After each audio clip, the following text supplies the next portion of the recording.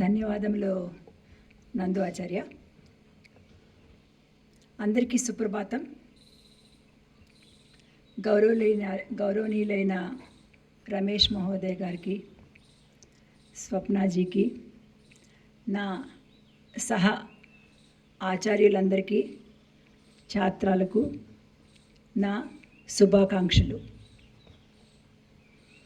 ఇప్పుడే రమేష్ మహోదయ్ గారు ఒక మాట అన్నారు, మనం ఇండిపెండెన్స్ డే ఎందుకు సెలబ్రేట్ చేసుకుంటాము? పిల్లలు మీరు ఎవరైనా చెప్పగలరా ఎందుకు సెలబ్రేట్ చేసుకుంటున్నాము? అసలు సెలబ్రేషనా? ఏం చెప్పారు? Very good. మన ఎందరో వీరులు వాళ్ళ యొక్క త్యాగ ఫలం మన యొక్క నేటి స్వాతంత్రం.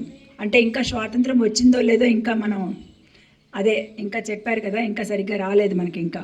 ఓకే, సో వాళ్ళందరినీ స్మరించుకునే దినం. అసలు మొదటి నుంచి మీకు చెప్తున్నాం కదా, పేట్రియాటిజం, దేశభక్తి. అసలు దేశభక్తి అంటే ఏంటి మీకు ఎవరికైనా తెలుసా? దేశభక్తి అంటే ఏంటి?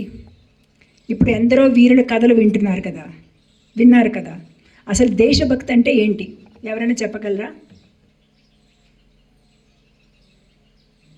మీకు ఏది తోస్తే చెప్పండి. ఆడియన్స్లో కూడా అసలు దేశభక్తి అంటే ఏంటి? దేశం కోసం పోరాడి, అంటే దేశం కోసం పోరాడి ప్రాణాలు అర్పించడమే దేశభక్తా? దేశం కోసం ఏమి చేసినా అది దేశభక్తే. మనము ప్రాణాలు అర్పించక్కర్లేదు. దేశభక్తి అంటే ప్రాణాలే అర్పించక్కర్లేదు, కానీ మనకు తోచినంతలో మనం చెయ్యడమే దేశభక్తి. మనం సమాజానికి, దేశానికి ఎంత ఉపయోగపడతాము అనేదే దేశభక్తి. ఇప్పుడు చిన్న ఎగ్జాంపుల్ చెప్తాను. అది ఇంటి నుంచే స్టార్ట్ అవుతుంది. మనం ఏమనుకుంటాము, మన ఇల్లు ఇది చిన్నపిల్లలకి మాత్రమే. నా యొక్క ఉపన్యాసము కేవలం పిల్లలకి అర్థమయ్యేటట్లు చెప్పడానికి చెప్తున్నాను. ఇప్పుడు మన ఇల్లు అనుకుంటాం కదా, మన ఇల్లు అనుకుని మన ఇంటిని శుభ్రంగా ఉంచుకుంటాం. ఎందుకని? అది మన అనుకుంటాం. మన అనుకుని ఓకే మన ఇంటిని శుభ్రపరచుకుంటాం. అదే కొంచెం బయటకు వచ్చేసరికి మన బడికి లేకపోతే మన పార్కుకో వస్తే అది పాటిస్తామా? పాటించం. మన ఇంట్లో క్లీన్ అవ్వాలని చెప్పి ఏం చేస్తాం? మన ఇంట్లో తుక్కంతా తీసుకెళ్ళి పక్కన ఏమైనా ఖాళీ స్థలం ఉందనుకోండి, వెంటనే మనకు అందుకే ఉపయోగపడుతుంది, ఆ ఖాళీ స్థలంలో పడేస్తాం. అది తప్పా కాదా?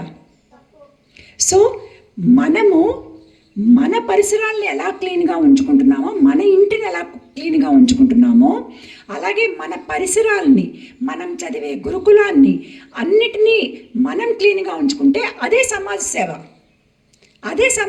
అదే దేశభక్తి. మీరు ప్రత్యేకంగా కత్తులు కటార్లు పుచ్చుకుని పోరాడక్కర్లేదు. చిన్న చిన్న పనులు మీకు ఎంత సాధ్యమవుతుందో అంత చిన్న పనులు చేయడంతో స్టార్ట్ చేస్తే అవే రేపొద్దున పెద్ద పనులు అవుతాయి. మన చుట్టూ ఉన్న ప్రపంచాన్ని, మన చుట్టూ ఉన్న సమాజాన్ని, మన ఎన్వైరన్మెంట్ని మనం క్లీన్గా ఉంచుకుంటే మన భూమి మనకు ఎంతో సస్యశ్యామలంగా ఉంటుంది. ప్లాస్టిక్ పడేయకూడదు. ఇవన్నీ మనం గుర్తుపెట్టుకున్నాం అనుకోండి. చిన్న విషయాలు మీకు ఏంట్లే ఇదేం దేశభక్తి కాదు అనుకోకూడదు, అదే దేశభక్తి. ప్లాస్టిక్ ఉందనుకోండి, ప్లాస్టిక్ని బయట పడేయకూడదు. అదేమవుతుంది? ఆ ప్లాస్టిక్ మళ్ళీ ఏం తింటాయి?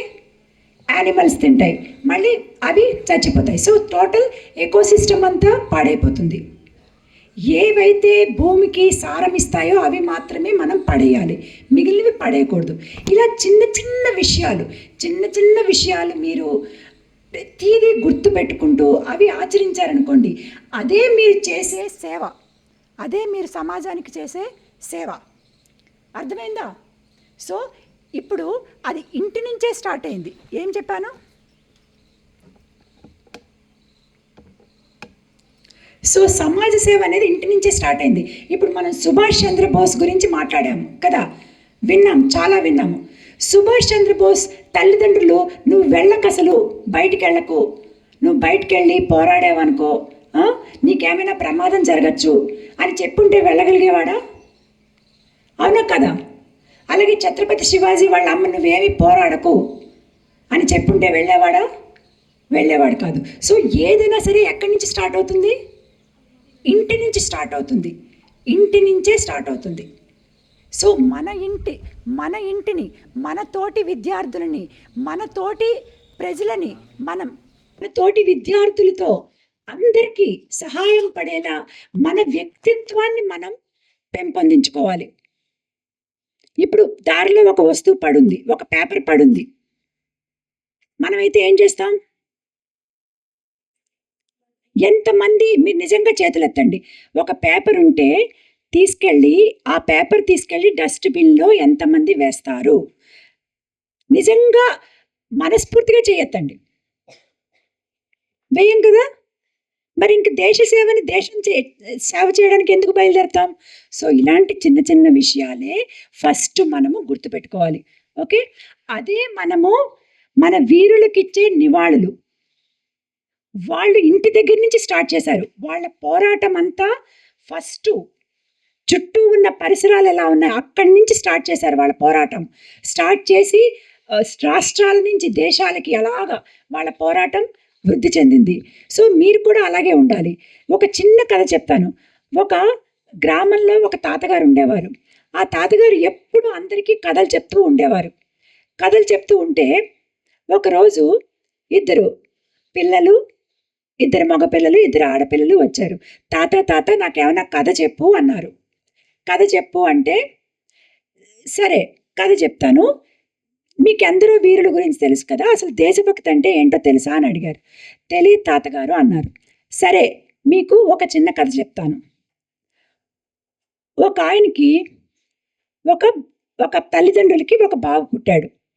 బాబు పుడితే ఆ బాబుని ఎంతో చదువు చెప్పించి పెద్ద ఇంకా ఉన్నత చదువుల కోసం విదేశాలకి అన్నిటికీ అందరితో పాటు ఫ్రెండ్స్తో పాటు పంపించారు. వాళ్ళ ఉద్దేశం ఏంటి? ఫ్రెండ్స్తో పాటు చక్కగా విదేశాలకు వెళ్ళి బోళ్ళంత డబ్బులు సంపాదించవచ్చు అన్న ఉద్దేశంతో ఆ పిల్లాడికి కూడా అదే విధంగా చెప్పారు. చక్కగా నువ్వు ఫ్రెండ్స్తో వెళ్ళు నాయన, విదేశాలకు వెళ్ళు, ఫ్రెండ్స్తో వెళ్ళి అక్కడ మంచి మంచి చదువులు చదివి మంచి మంచి ఉద్యోగాలు చేసి బాగా డబ్బులు సంపాదించు, అందులో డబ్బులు మాకు పంపించు అని ఇలా చెప్పి పంపించారు. పంపించిన తర్వాత సడన్గా ఆ గ్రామానికి ఒక చాలా పెద్ద రోగం వచ్చింది, అంటువ్యాధి. ఇప్పుడు మనకు కరోనా ఎలా వచ్చింది అలా వచ్చింది. అది తెలిసి హుటాహుటిన ఆ బాబు, ఆ పెద్దవాడు అయిపోయాడు, పరుగున తన గ్రామానికి వచ్చాడు. వచ్చి డాక్టర్ చదవడానికి వెళ్ళిన ఆ విద్యార్థి పరుగున దేశానికి వచ్చి ఎంత శ్రమైనా సరే వాళ్ళందరినీ రక్షించాలని పోరాడి తల్లిదండ్రులు వెనకాల ఎంత వెనక తీస్తున్నా, నువ్వు ఎందుకు వచ్చావు? చక్కగా మీ ఫ్రెండ్స్ అందరూ అక్కడే ఉన్నారు, విదేశాల్లో ఉన్నారు, నువ్వు ఎందుకు వచ్చావు బయటికి వెనక్కి? ఇక్కడికి వస్తే ఏముంది నీకు? ఇక్కడికి వస్తే ఈ అంటురోగాలు అవి ఉంటే నువ్వు కూడా పోతే మాకేంటి గతి?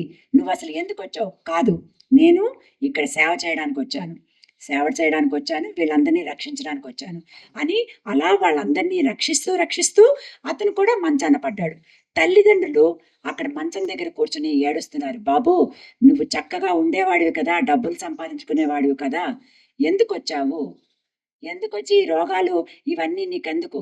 చక్కగా డాక్టర్గా అక్కడ ఉద్యోగం చేస్తే బోడంత డబ్బులు సంపాదించేవాడివి కదా అన్నారు. అంటే ఆ విద్యార్థి, ఆ బాబు ఏమన్నాడు? నాన్న, మనకు ఉపయోగపడిన చదువులు ఎందుకు నాన్న? ఇప్పుడు నాకు ఎంత రోగం వచ్చినా నేను ఎంతో సంతృప్తిగా చావబోతున్నాను. ఎందుకంటే నా వంతు సేవ నేను చేశాను దేశానికి. అవునా కదా? నా వంతు సేవ నేను చేశాను. ఓకే, మీరు కూడా గర్వపడాలి. మీ పిల్లవాడు ఇంత చక్కగా అందరికీ సేవ చేశాడు, ఆ సేవే మనకు మిగులుతుంది, డబ్బులు మిగలవు.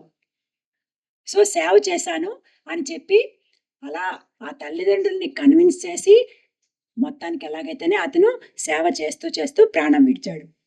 సో ఈ కథ చెప్పి తాతగారు మిమ్మల్ని అందరినీ ఒక చోటకి తీసుకెళ్తాను రండి అని తీసుకెళ్ళాడు. తీసుకెళ్ళి ఒక పెద్ద హాస్పిటల్ దగ్గర అక్షయ్ రాయ్ మెమోరియల్ అని బోర్డు ఉంది. ఏంటుంది? అక్షయ్ రాయ్ మెమోరియల్ అని బోర్డు ఉంది. ఆ హాస్పిటల్కి తీసుకెళ్ళి చూపించాడు. చూపిస్తే ఆ పిల్లలు, తాతగారు మీ ఇంటి పేరు కూడా, మీ సర్నేమ్ కూడా రాయే కదా, మీరేమన్నా వీళ్ళకి చుట్టాలా అని అడిగారు.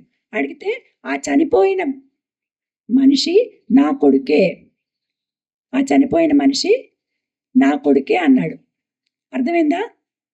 సో అలా తల్లిదండ్రులను కూడా మార్చగలిగాడు. సో అలాంటి దేశభక్తి మనందరిలోనూ ఉండాలి. ఇది మన అనుకున్నప్పుడే అది వస్తుంది. ఇది మన అనుకున్నప్పుడు, ఎప్పుడైనా సరే మన అనగానే ఏంటి, అది రక్షించాలి, అది మనం ఎలాగో కాపాడుకోవాలి అనే దృఢ సంకల్పం వస్తుంది. అవునా కదా? ఇది మన అని అనుకోకపోతే రాదు, అది రాదు.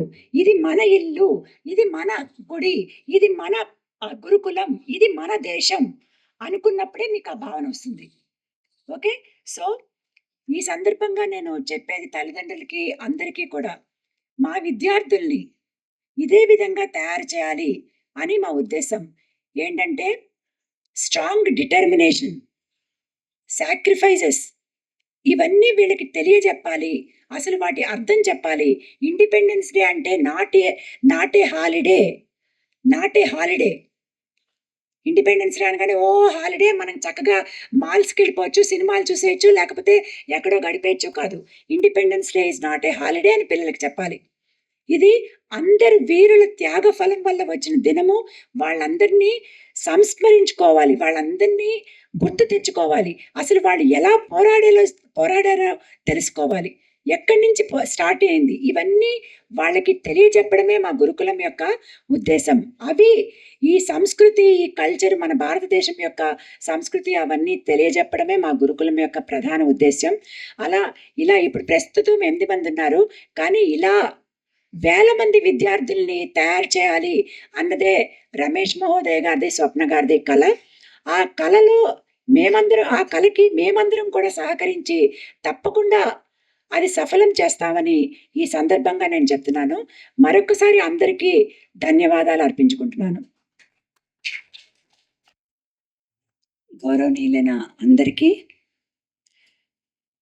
మరియు ఎంతో చక్కగా ప్రదర్శన చేసిన మా విద్యార్థులకి, ఛాత్రాస్కి, ఈ ప్రోగ్రాము